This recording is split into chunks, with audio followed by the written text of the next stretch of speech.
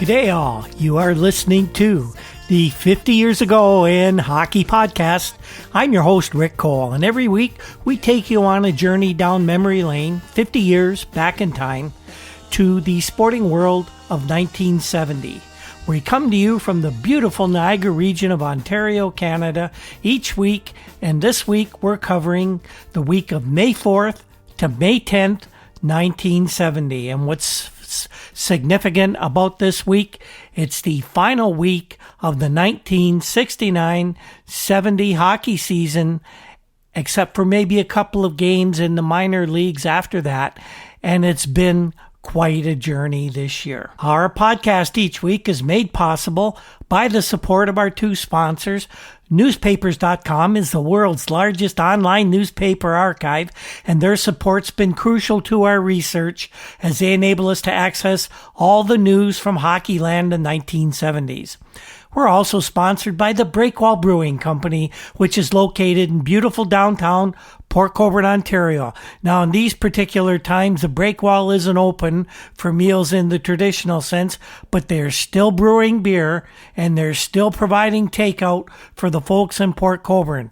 When things get back to normal, I'd love to meet everybody who listens to this thing at the Breakwall in Port Colborne. In last week's show, if you happen to miss it, we talked about the Blues eliminating the Pittsburgh Penguins in 6 games in the Western Final, and we had all the details of the first game of the 1970 Stanley Cup Final between the Bruins and the Blues, where the results were, of course, quite expected. We also talked about a hot rumor going around the hockey world during the Stanley Cup playoffs that suggested that by next fall, superstar the Golden Jet Bobby Hull could leave the Chicago Blackhawks and become a member of the Toronto Maple Leafs. And we discussed some of the scenarios by which that could happen, and also some of the news from other cities when they learned that the Blackhawks were considering dealing Hull or Stan Mikita, their other big superstar. This week, the last week of the NHL 1969-70 season, we'll talk about the Bruins winning the Stanley Cup as they eliminate the Blues in 4 straight. There's no drama there, no spoiler. Everybody who's ever followed hockey knows what happened. We'll talk a little bit about the strategies that each team said that they would employ as the series went on. And we have a very interesting look at Blues goalie Jacques Plante, who, if you remember from last week's show, was knocked out cold by a Freddie Stanfield shot in the first game of the final series. He spoke to reporters from his hospital room in St. Louis, talked about his future, about the masks, and about life in general. Of course, we have all the rest of the hockey news from this historic week 50 years ago, so let's get to it. The week began with the Bruins leading the Stanley Cup Final, 1-0 after that convincing victory on Sunday afternoon where we had the highlights from last week. On Monday, both coaches, Scotty Bowman of the Blues and the Bruins' Harry Sinden, were asked and discussed their strategy for the upcoming games. Bowman said that he would have rookie goalie Ernie Wakely, who took over for Jacques Plante in Game 1 when Plante was hurt. They said he would use Ernie in Game 2 at home in St. Louis. This was despite the fact that Wakely had been lit up by that potent Boston offense after he took over for Plante in Game 1. Plante, by the way, is not going to be back in this series by the looks of it. His injury has been confirmed as a concussion, but thank goodness there was no fracture of the skull, and that was the initial concern. Scotty said that no matter what the outcome in Game 2 of the series, when they moved back to Boston for Games 3 and 4, Glenn Hall would be between the pipes for the Blues. Another injury that wasn't reported but happened in Game 1 was to the Blues' fine defenseman Barclay Plager, one of those 3 tough Plager brothers. Bark passed out on the St. Louis bench in the 3rd period, was quickly revived but had to be taken to hospital. No one seemed to notice that at the time. Barkley, spent the night in the St. Louis hospital and was released the next Monday, but during his time there, x-rays were taken and it was shown that he had a rib separation. Now, I've heard of broken ribs, I've heard of bruised ribs, but I'd never heard of separated ribs, although I've done that a few times on the barbecue. Well, Barclay Plager said that the doctor who treated him told him at the hospital that he had never seen anything quite like this rib injury that Plager had sustained, and he told Barclay that when he was all done, he was going to write a paper on it. Now, Plager sustained this injury in the second period of the game, that game number 1, when he attempted to hip check the Bruins' Johnny McKenzie, who's about as solid a player as there is on that Boston team. Well, Barclay Plager bounced off Johnny McKenzie and into the boards, and somehow on the very top of the dasher, he caught his ribs on the corner, and that caused the separation. Coach Scotty Bowman said that after reviewing his team's performance in that disastrous first game, that he planned on continuing his strategy of having Jimmy Roberts shadow the Bruins' great defenseman Bobby Orr.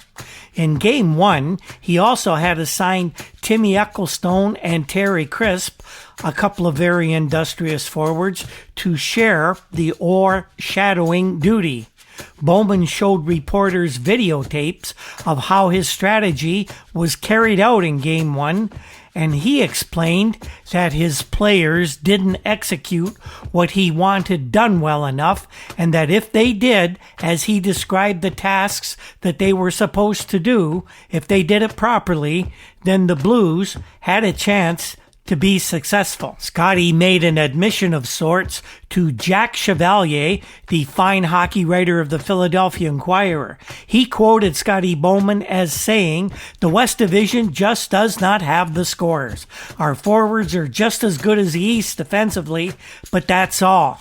Scotty went on to say that we should all remember that the players that the expansion teams from 1967 have today were all just substitutes over in the East just a couple of years ago. To that I would say, towel thrown in by Scotty Bowman. Scotty knows it's over, and he's not mincing words. Bruins coach Harry Sinden, on the other hand, he said that, quite simply, he wasn't planning any lineup changes for his team or switching in any of his strategy against the Blues. And really, why would he? Boston completely outclassed St. Louis in that first game. And based on the result, what should be taking place after Game 1 is a discussion among the National Hockey League Board of Governors as to whether a mercy rule should be adopted by the league for these Stanley Cup playoffs.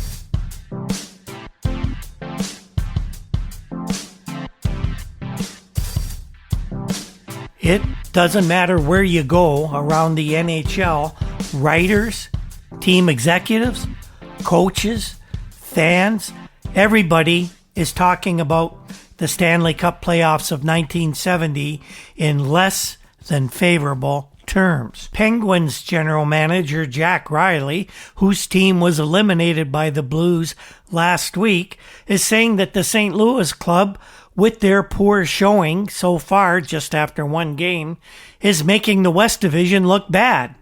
Well, they're not making it look any worse than it actually is. The Blues are the best of a bad lot in the West. Veteran hockey writer Dink Carroll of the Montreal Gazette, who's now semi-retired, he's a man who has seen more playoff than most humans on the planet. He says that this year's Stanley Cup playoffs are going to go down in history as among the least memorable. They haven't been closely contested, and these playoffs haven't produced particularly good hockey, and the usual Stanley Cup excitement is quite simply missing from this year's tournament.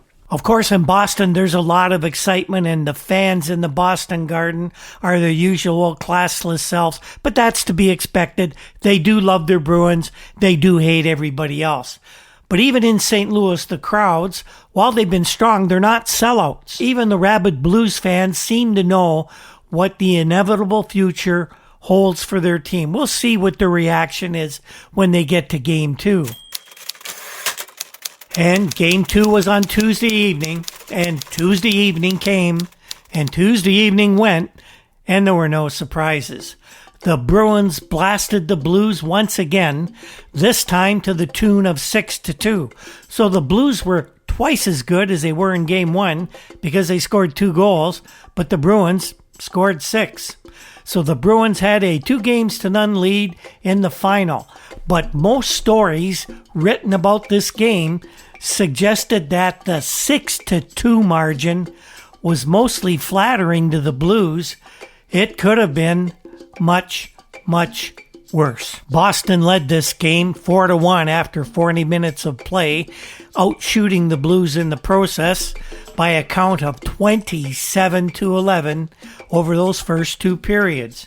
The Bruins took their foot off the pedal after that, but it was apparent to those in attendance, and like myself, watching at home on TV, that if the Bruins had wanted to score 15, they most likely could have. A couple of lesser scoring lights led the way for Boston in this game, with Eddie Westfall and Derek Sanderson each potting a pair of markers for the Bruins.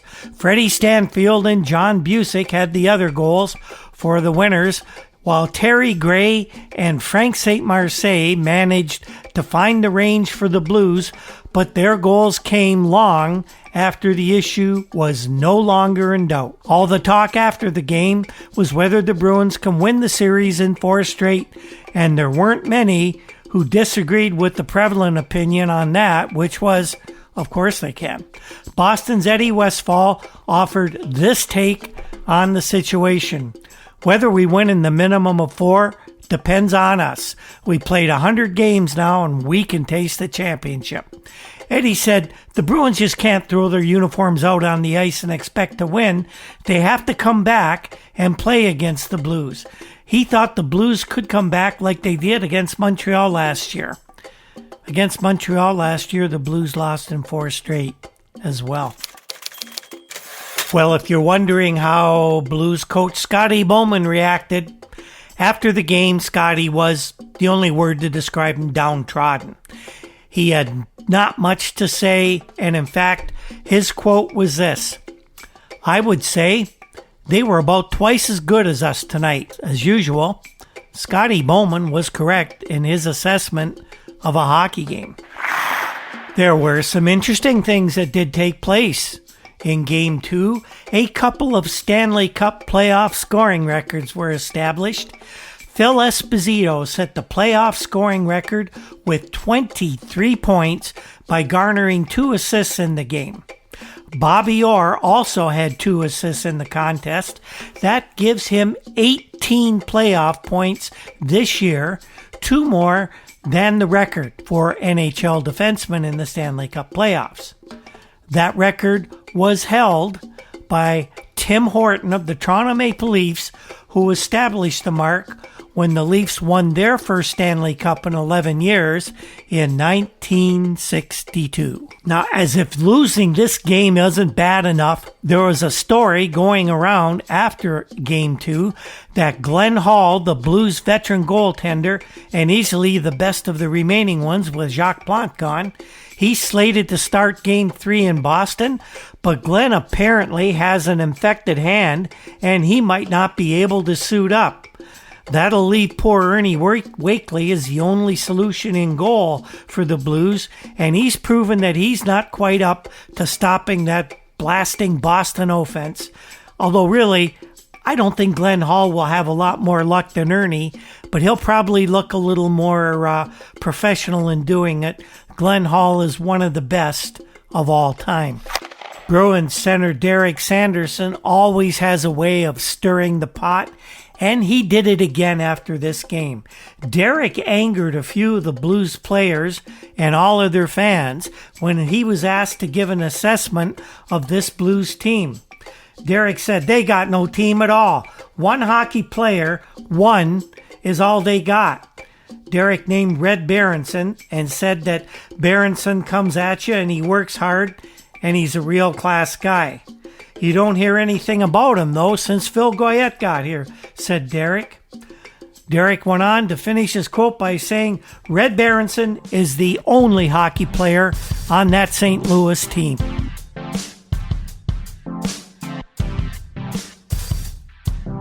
So the off day between games 2 and 3 offered little insight on the series. The only revelation that made any sort of news was that St. Louis coach Scotty Bowman acknowledged that he would abandon his ploy to shadow Bobby Orr. Bowman basically said that the Bruins are going to win the series in 4 straight, but if they play worse and we play better, we can make it close. I guess that means they'll lose games by 1 or 2 goals rather than by 3, 4, or 5. The other topic of conversation was a question of who would be named the most valuable player of the Stanley Cup playoffs and thus be awarded the Conn Smythe Trophy. Everyone agreed it would have to be one of Phil Esposito or Bobby Orr, although Jerry Cheever's name come up, and so did that of Johnny McKenzie, who scored some pretty important goals for the Bruins. The guess was that Orr and Esposito were pretty much in a dead heat as far as the voters would be concerned at this point in the series after 2 games. Now, if one of them were maybe able to score an overtime Stanley Cup winning goal, maybe that might make the difference. Well, on Thursday evening, the Brews did get a tad closer to the Bruins, but they lost once again in Boston. This time, the margin was only 3 goals as the Bruins skated off Boston Garden Ice with another win, this time 4-1. The Blues, surprisingly, actually held the lead in this game as Frank St. Marseille scored their only goal of the contest at 6:22 of the opening frame. The Bruins tied it up just 7 minutes later as Johnny Bucyk scored, and Johnny McKenzie, who, as we mentioned, always seems to score big goals, he netted what proved to be the game winner just 5 minutes after Bucyk's tally. After a scoreless middle frame, Wayne Cashman added a pair of goals in the third period to make the final score, as we mentioned, 4-1. It was another dominating performance by Boston, outshooting the Blues by 46-21. All anyone could talk about after the game was a display of goalkeeping put on by Glenn Hall. He put aside any discomfort that he was feeling from that injured hand, and he was more than just very good for St. Louis. He was often spectacular and in no way could be held responsible for the loss his team suffered. Scotty Bowman praised the valiant effort put forth by the man they call Mr. Goalie. Scotty said, "I've never seen Hall look any better. He made some saves that were unbelievable. And on the goals that Boston scored on him, on Cashman's goal, it was the 4th rebound that got by him." Bowman also conceded that Ab McDonald and Phil Goyette, 2 of the regular season stars for the Blues, they're not producing in these playoffs. Scotty said, "I'm not getting anything out of them." He went on to say that it's the long season that's affecting these 2 veteran players, both on the long side of 35 years old. Scotty said he tried resting Phil Goyette in the last weeks of the schedule, and he did give him a lighter load. It was quite obvious, but he said, "Phil just can't go right now." There really isn't much else to say about Game 3. All the reaction was exactly what one would expect. There's no contest to be had here, and at this point, all those involved seem to be just looking forward to a merciful end to this season on Sunday. You can count on the Blues to show up and give it a good go. Scotty Bowman will have them as ready as any team of the Blues caliber could possibly be. But the Bruins would love to win this thing on their home ice, and they're going to get the opportunity to do that on Sunday. And this is not an opportunity that the Bruins will let slip by. It just remains to be seen whether the game can even be competitive, with the Blues knowing what their fate is actually going to be.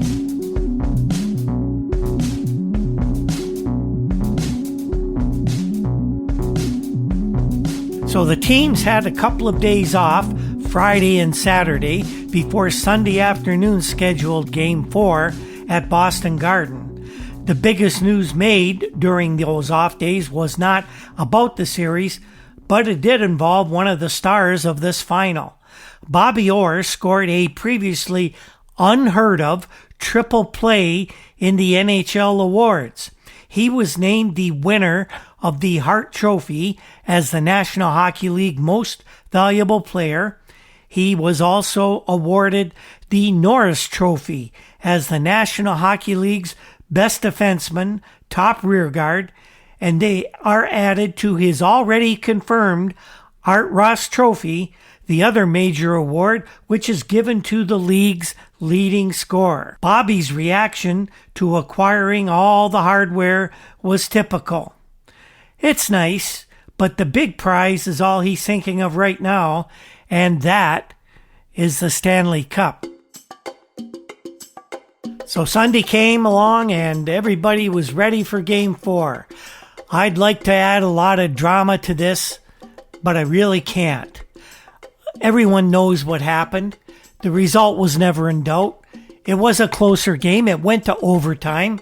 And all you really know about the game, or really need to know about the game, comes in this sound clip right here. Play underway. The first team to score wins the game. Here's Picard. Out to Tim Ecclestone. Back to his own line to Jean-Guy Talbot. Talbot out to Keenan. He missed it, and Bobby Orr flipped it out at center to Sanderson.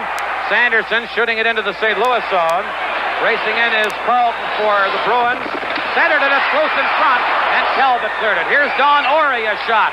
That's blocked by Talbot. Now Sanderson a drive, and that one whistled wide. Orey for the Bruins, tied up by Ecclestone and Berenson.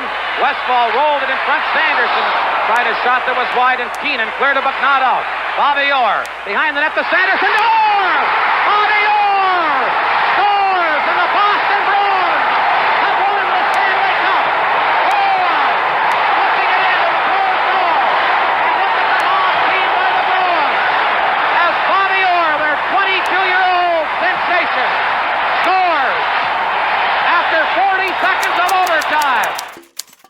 I still think that's one of the great calls in any winning play of all professional sports. Ranks right up there with Tom Cheek's Touch 'em All, Joe, when Joe Carter hit his World Series winning run for the Toronto Blue Jays. So the Bruins win the Stanley Cup for the first time in 29 years, and they were most worthy champions indeed. It was a more even contest than the first three games had been, with the shots on goal reflecting that. Each team had 32 shots at the other team's goalkeeper. Rick Smith, a young defenseman, opened the scoring in this game for Boston at 5:28 of the first period, but Red Berenson, living up to Derek Sanderson's assessment as the Blues' best player, brought the Blues even in the final minute of the first period. St. Louis actually jumped in front at the 3:22-minute mark of the second period, with Gary Sabrin scoring the goal, but 11 minutes later, Boston evened the score again, with Phil Esposito scoring his 13th goal of the playoffs. In the third period, the Blues came out flying, and Larry Keenan once again scored a key Blues goal as he beat Boston goalie Jerry Cheevers after only 19 seconds of play, and there were more than a few patrons of Boston Garden who may have had a few doubts about this one at that point in the game. Those doubts, though, were basically erased in the 14th minute of the final frame by Boston captain John Busick, who tied the score. That set the stage for Orr's dramatics. The Bruins could smell victory, no doubt about that, but it was Glenn Hall again who was not about to yield the collective will of the Bostons that easily. He stopped shot after shot, and the game ended up moving to overtime where Bobby Orr ended it quickly with one of the most iconic goals in hockey history after just 40 seconds of extra time. Now, we've heard that wonderful call by Dan Kelly time and time again. Most of us almost know it off by heart. But hockey fans outside of Boston might not be familiar with this version of the goal as described by the Bruins' own play-by-play voice, Fred Cusick. Orr fights to keep it in, has it in the corner to Sanderson. Back in front to Orr, shot, scores! Bobby Orr from Sanderson! And what could be better than that? As they beat St. Louis 4-3. Orr to Sanderson, back to Orr, and they go wild. And Orr fell down in the corner and they have surrounded them. What a scene, John! A story I hadn't heard about that overtime before doing all the research into this game was that Phil Esposito actually predicted the sudden end of the game. As they were waiting for the first overtime period to begin, and as would turn out a short overtime session, Esposito sat next to line mate Ken Hodge on the Bruins bench just before the face-off. He leaned over to Hodge and he said, "We're not even going to get on the ice. Or Sandy," meaning Derek Sanderson, "is going to end it quick." And end it quick they did. It was a tumultuous scene on the ice. The Bruins mobbed Orr. They buried him in the corner. They celebrated with each other. They were hugging and basically dancing with each other before the Blues lined up and the teams then had the obligatory handshake line. After that, the Stanley Cup was brought out and was awarded to Bruins captain Johnny Bucyk by National Hockey League President Clarence Campbell. And then an interesting thing happened. With the ice being littered with streamers, programs, and various other bits of debris, Bucyk lifted the cup aloft over his head and skated around the rink, risking a fall and damaging the storied trophy. Now, but Johnny was asked afterwards why he did that, why he took the chance of lifting the Stanley Cup up over his head and skating around the rink, and the Chief said to the interviewer that he wanted all of Boston fans in the Garden to get a good look at the Stanley Cup, which would now be residing in Boston. The scene in the Boston dressing room shortly afterwards was one of basically chaos, according to the reporters who were in there, and there wasn't a dry eye in the house. But that was only because of all the beer and champagne flying around the room. Boston team president Weston Adams Jr. lost his shirt on this game, however, but that wasn't losing his shirt through a bet. He also lost a jacket, a tie, and very nearly his trousers when he was mobbed by the players and given an impromptu shower. The next day, with everybody pretty well hungover, the coup de grace was added with the announcement that Bobby Orr was the winner of the Conn Smythe Trophy as the Stanley Cup Playoff Most Valuable Player. This caps off what was a dream season for the young superstar, his fourth major award, and we're not going to see many people do that in the very near future, I would think. And with that, the 1969 National Hockey League season has come to an end. A bit anticlimactic, but nonetheless an iconic moment that will live on for many, many years. Aside from the final series, there was a lot of other news around the NHL during the week and also during the rest of the hockey world, and that would make for it's shaping up to be a very interesting offseason. Of course, we're counting on that here at 50 Years Ago in Hockey. We're going to need some new contact each week. We're going to try and keep this going right through the summer.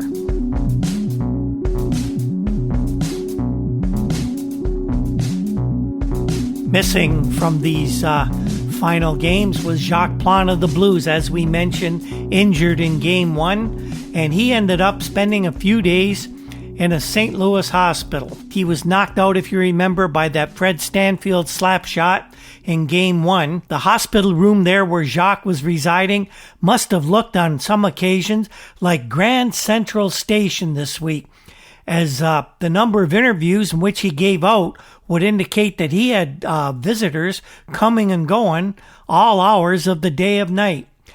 Jacques, ever accommodating to the writers, provided a great deal of interesting information to everybody who wanted to listen. In almost every interview that he did, Jacques was quick to mention that the mask he was wearing saved his life. It at least saved him from very serious injury, but there's more to Jacques than that first meets the eye, and he's got a reason for saying that the mask saved his life.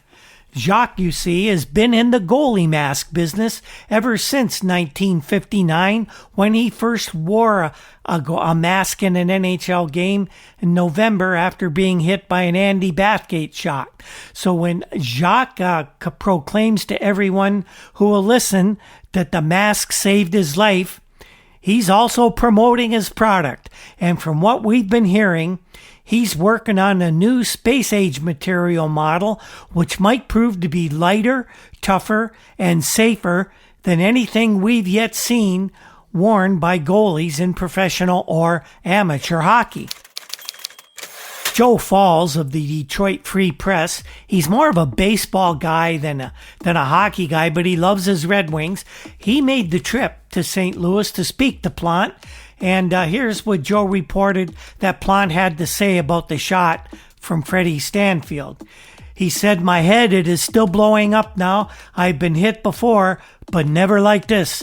I see him wind up, but that's all I see. The mask, it saved my life," Jacques said. "I've had many things, 4 broken noses, 2 broken cheekbones, 1 broken jaw, and Stan Mikita, he hit me with a shot last year, which grazed the side of my head and caused me to have 15 stitches. But nothing ever felt like this. My head, it is still spinning. I feel like I'm floating.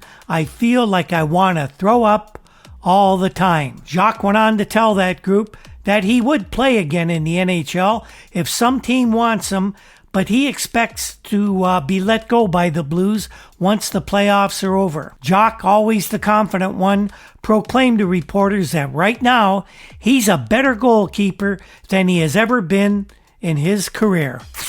Ed Wilkes of the St. Louis Post-Dispatch was on hand, and he asked Jacques what this particular goalie mask was made of, the one that he was wearing when he was injured. The mask was cracked by the shot, but really didn't come apart as many thought it could have. Jacques says that this model was not plastic. It was made of graphite, of all things, and had been constructed for him by a firm in Texas using his specifications. He said that the mask had been tested to withstand the blow of up to 125 miles an hour, and yet it was cracked by the shot by Stanfield, which on the way to the net has been deflected by Phil Esposito's stick. Jacques continued his conversation with sports reporter Wilkes. Wilkes is not a hockey guy. That job belongs to Wally Cross with the St. Louis Post-Dispatch. But Ed is a great writer, and Jacques could tell that Ed is not somebody who usually interviews him, so he wanted to explain to Mr. Wilkes just what goaltending is all about. Jacques described his job this way. He said, "You must be born to be a goalkeeper, a man alone. Even the rule book says you're not a hockey player. A team is made up of so many hockey players and a goaltender. You are a man who can prevent defeat, but you cannot win the game." And now we bring you another episode of the National Hockey League soap opera, As the Seals Turn. The Oakland Seals are in the news again, and again it isn't for anything good. Ellis Woody Erdman, who is the president of the Transnational Communications Corporation, who own the Oakland Seals, says that reports that the franchise is in dire financial straits simply are not true. Erdman says the Seals will remain in Oakland and are entirely capable of making ends meet financially and even turning a handsome profit. However, a little later in the week it became clear that the franchise was about to change hands again, with two local sports owners, if you want to call them sports, I guess, battling to take control of the Seals. They were Jerry Seltzer, who owns the Professional Roller Derby League, and Charles O. Finley, the controversial proprietor of baseball's Oakland Seals. Both men vowed that they would keep the team in the Bay Area. The lawsuit we told you about last week will be the determining factor as to which of these men will be successful in acquiring the NHL team. At least those are the reports this week, but we're sure by the time next week rolls around, we'll have a whole new set of circumstances to talk about with the Seals. Brian Conacher, former Toronto Maple Leaf forward, is going to become the sports director of television station CKLW in Windsor this summer. That station is owned by Johnny Bassett. Brian has been working since the first of the year, learning the ropes at TV station CFTO Channel 9 in Toronto. We have some news about one of the new NHL franchises, the Vancouver Canucks. They ended their history in the Western Hockey League as winners of the Lester Patrick Cup. Awarded to the league's playoff champions, they won the series against the Portland Buckaroos in 5 games. Now, after the Canucks won their championship, a rather large party was to be given to celebrate the win by the Canucks general manager, Bud Poile, who, as most people know, would run the National Hockey League club next September. Seemed a great number of the folks who attended the party left early, and no one could figure out why. Well, we found out that it seemed like former Canucks general manager coach Joe Crozier, who was fired by the team when Poile was hired to take over. Joe was holding his own party, competing with the Poile party at the very same time, of course, in a different location. Crozier, by the way, is dickering with the owners of the Western Hockey League, Seattle Totems, to purchase that team. His partner in that venture would be Canucks and WHL MVP this season, Andy Bathgate. Another little bit of news about Joe Crozier. He's suing the Canucks for $35,000. That's the amount Joe says he's owed by the Canucks after he was fired, although the Canucks said they fired him with cause and don't believe they owe him any money.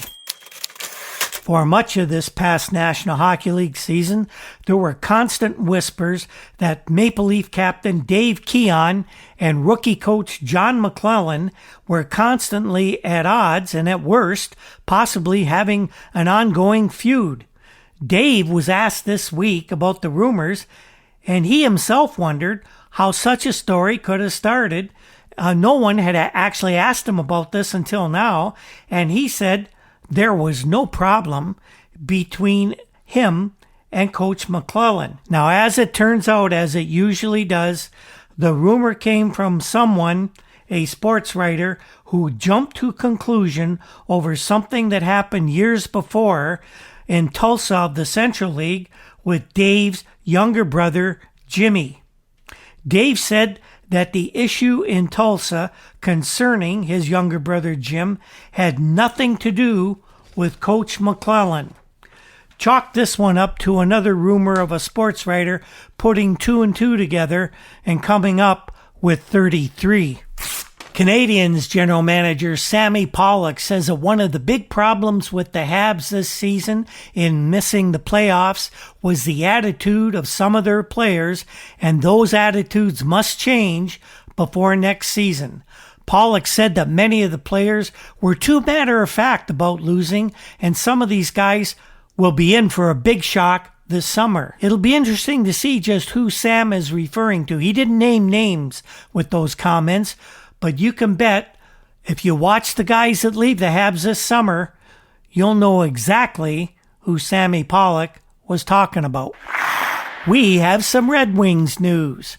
Gordie Howe, the greatest of them all up to this point in history, is set to go under the knife for surgery on his left wrist in just a few short days. The operation is going to be done to correct some ongoing problems that Gordie's been having since he broke the joint a couple of years ago. An enterprising sports writer, taking note that Gordie's sons Mark and Marty are fine young hockey players, 16 and 14 years old respectively, the writer asked Gordie if he would hang around the NHL long enough to play with his sons, and Gordie said, "I think they'll both make the NHL, but I don't think I'll still be playing. That's too long." Gordie pushed the subject onto his wife Colleen, who was present in during the interview. He said that Colleen knows more about the boys' hockey. Colleen said it'd be terrific if he could play with the boys. A long time ago, we used to joke about Gord playing hockey with Marty, but Gord would have to play at least 3 more years, and there's almost no chance of that. Also with the Red Wings, they have announced a price increase for all the seats at the Olympia next year. It's a $1 raise for every seat right across the board. And by the way, the Red Wings' new coach, Ned Harkness, his replacement at Cornell University as hockey coach next year is another Canadian, a fellow by the name of Dick Bertrand. Now, Dick was once a Toronto police officer and decided to go back to school. He's now 28 years old, and he will graduate from Cornell on June 9th with a Bachelor's of Science degree. Minnesota North Stars are another team that are upping their ticket prices for next season. Single tickets are going to run from $3 to a top of $6.50, and the North Stars are hoping to add to their bank account by moving the press box, suspending it from the ceiling, and adding more seats where the press box is presently located. Now, here's an interesting news bit, and I'll be looking forward to this coming fall. The Manitoba Centennial Corporation says that 6 National Hockey League teams have agreed to take part in a Centennial Hockey Series in Winnipeg during the last week of September coming up this fall. The 6 teams are Montreal, Toronto, Vancouver, Minnesota, Chicago, and St. Louis. Now, there's no word yet on the format of this tournament, how much the teams will be played, or even if there might be international teams involved, but I'd say there's no chance of that. This will be an interesting concept, something that might catch on in future preseason tournaments for the National Hockey League. And one other news bit from the Stanley Cup playoffs after the Blues were losing. There was talk immediately afterwards that Scotty Bowman is going to kick himself upstairs, concentrate on simply the general manager's job, and he'll name a coach to take his place behind the bench. Now, there have been the typical rumors that Al Arbor is the guy who's going to do it, but the Montreal Gazette suggests that former Great Habs player Dickie Moore, who ended his National Hockey League career with the Blues and became friends with Bowman, will be the man to take over behind the bench when Scotty becomes a full-time general manager. Our last item this week comes from the Sporting News, and their writer Stan Fischler in his column this week had a few things to say at the end of the season, but here's one that I really like. Stan has come around. If you've been following Stan, you know that he kind of minimizes what Bobby Orr can do, and he now says that Bobby Orr is simply the best hockey player ever. That's quite a turnaround for Stan, and he admits in his column this week that he regularly tried to minimize Orr's talents, but he didn't do this to be controversial or to draw attention to himself. Stan's only reason for putting Bobby down the way he did was to drown out all the superlatives and accolades that were routinely emanating from the Boston writers, who, as you know, heaped praise on Orr. I guess that's what happens when a player goes on national TV, plays the series of his life, and basically proves everything you've written about him to be hogwash. But then again, I don't think there are too many that really took Stan Fischler all that seriously when he wrote about Bobby anyway. Now, Stan, it's time to get behind helmets for skaters and masks for goalie, isn't it? The photo that accompanies this week's podcast is one that countless hockey fans have seen over the years, and a good many of us have managed to snag one that has Bobby's autograph on it. But not a lot of fans really know the unusual story behind that picture. Talk about serendipity for the photographer who snapped that iconic photo, a fellow by the name of Ray Lucier. During the Boston-St. Louis series of 1970, photographers were assigned stools located at corresponding cubbyholes cut in the protective plexiglass around the rink to afford an unobstructed camera view. Ray had been assigned to a spot in the corner in the east end of the Boston Garden and had for the entire game been shooting the action from that location. However, when the game went into overtime, Ray correctly figured that the Bruins wouldn't allow this thing to last more than one extra period, so he sought out a spot in the west end of the Garden between periods. As luck would have it, Ray found an empty stool vacated by a photographer from a competing Boston newspaper. Ray was with the Boston Record American at the time. Unfortunately, I don't have their archives yet, but I'd love to get access to that. Now, the other photographer had gone to a nearby beer counter to quaff a couple in the excruciating heat that was going on in Boston Garden before the period was set to begin. It looked like he had a couple too many, as he was still there when the opening face-off took place. Ray watched the spot in between periods, and whenever whoever had been in that location wasn't in position at the start of the overtime, he slipped into that spot right then and there. He later said he didn't know who was assigned to that little cubbyhole, but he would have gladly vacated it had the rightful owner returned. As it turned out, it only took 40 seconds of overtime for Bobby Orr to make history and for Ray Lucier to snap one of the most iconic hockey photographs of all time. Here's how much that photograph meant to Bobby Orr. 20 years later, in 1990, Bobby decided to host a reunion of that very close Bruins Stanley Cup winner.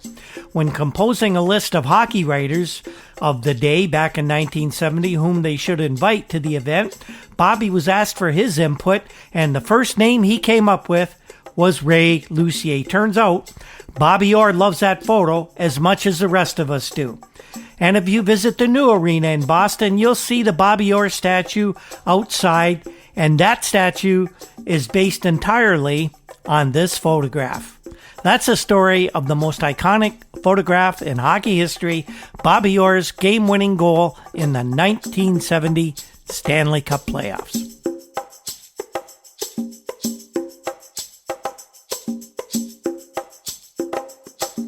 So, boys and girls, that is a wrap for the National Hockey League's 1969-70 season. With all that, the season has come to a merciful and, we believe, quite fitting end. We have a little more hockey to cover, with the Memorial Cup and the AHL Calder Cup to be determined in the upcoming week, and we'll also report on the typical off-season news that'll be generated as we work up to the expansion and amateur drafts to be held in Montreal when Buffalo and Vancouver are formally admitted to the NHL. So what did we learn from this week's show? Well, the quick and merciful end of the Stanley Cup playoffs took place with an outcome that contained so few surprises, but a finish that became one of hockey's most iconic moments. We learned about Jacques Plante and how he feels about his career, and we learned some details on that shot that nearly killed him. And we had more news on that Oakland Seals situation. Now, as time goes on this summer, we'll also have some other content for the podcast. We've been doing some interviews over the winter with lots of very interesting hockey people, and we'll present a few of those. And we're working on some other content that we had planned before everything became locked down. And if we can accomplish that, we'll have that for you as well. We would like to thank each and every one of you for following along all season. We're gratified at the numbers of people who think there's some value in this project, and we plan on keeping on right through next season. While we're not sure if we're going to have a Stanley Cup winner for the 2020 season, or we're not even sure if we're going to have a 2021 season, we know what a great year 1970-71 was, and we'll be there each week to give you all the details, and also every day on Twitter. Our 50 Years Ago in Hockey podcast is produced by Andy Cole. Can't thank him enough for everything he does. The Rural Alberta Advantage, they're an indie rock group from Toronto, provides our intro and exit music for the show. And they put on a great show if you ever get a chance to see them live after all this pandemic stuff has cleared up. Other musical pieces and sound effects are provided by Andy Cole as well. Our research, as we've said, comes from all the fine papers at newspapers.com and also from the Toronto Star and Toronto Globe and Mail. Don't forget to give a listen to the Let's Write a Song podcast hosted by Andy Cole. You can find us on Twitter at Hockey50Years and on Facebook under 50 Years Ago in Hockey. And we have a WordPress site at hockey50yearsago.com. We also have a 50 Years Ago in Hockey YouTube channel if you like to get your podcasts that way. Thanks again to everyone for tuning in. We really enjoy bringing this to you each and every week. And on that note, we will see you next time. When the ice breaks